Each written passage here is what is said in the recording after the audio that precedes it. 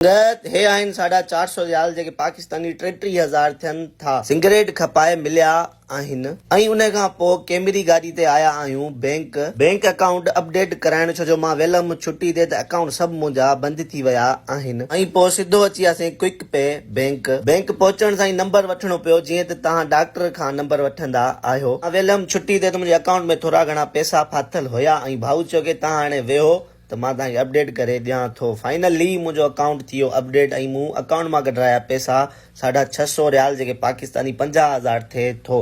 इहे उहे पैसा आहिनि जेके मां अलबेग मां कमाया हुयुमि। जॾहिं मां हिननि खे गाॾी मोटाए ॾिनी हुयमि त चेक करे कुझु पैसा कटी ऐं हिननि मूंखे 650 रियाल ॾिना। हाणे वेंदासीं असां पंहिंजे घर ऐं उन खां पोइ मां 20 रियाल जो वरितो बैलेंस। 3 रियाल मूंखे वापसी मिलिया, छो जो मुंहिंजो मोबाइल नंबर बि बंदि थी वियो आहे। ऐं उन खां पोइ शाम जो असां वेंदासीं मॉल ते नंबर अपडेट कराइण। ऐं हे मॉल आहे शोमी कंपनी जी, जेको तव्हां मोबाइल यूज़ कंदा आहियो। संगत एॾो मॉल वॾो आहे जो मां तव्हांखे छा ॿुधायां। हिनखे कवर कंदे कंदे सुबुह थी वेंदी। उन खां भलो आहे की जंहिं कम लाइ आया आहियूं उहो पंहिंजो कमु करे ऐं हितां ख़िस्क सूरत पढ़ूं। हिनमहिल आहियूं असां मॉल जे अंदरि ऐं हिन हलण वारी ॾाकणी जे मथां चढ़ी असां वेंदासूं मथे। ऐं असांजो टारगेट इहो आहे की अबशर वारी मशीन असांखे ॻोल्हणी आहे। उन खां पोइ अर्बन खां पुछियोसीं एड्रेस, जे 4 नंबर गेट आहे, उन जे हेठां तव्हांखे मिलंदो। 4 नंबर गेट खां थींदे असां अची पहुताऊं मिशन जी तरफ़, जिते 5 खां 6 माण्हू बीठा आहिनि। एतिराम ऐं अदब सां पंहिंजे नंबर जो इंतज़ारु करणो आहे। अखियूं हेॾे होॾे बि न आहिनि करणियूं। जंहिं कम लाइ आया हुआसीं उहो पंहिंजो कम बि थी वियो ऐं पार्किंग मां थींदे हाणे असां वेंदासीं ॿाहिरि। तव्हांजी वॾी महिरबानी थींदी मूं परदेसी भाउ खे तव्हां फॉलो कयो ऐं विलो खे कयो था हिते एंड। अल्लाह हाफ़िज़।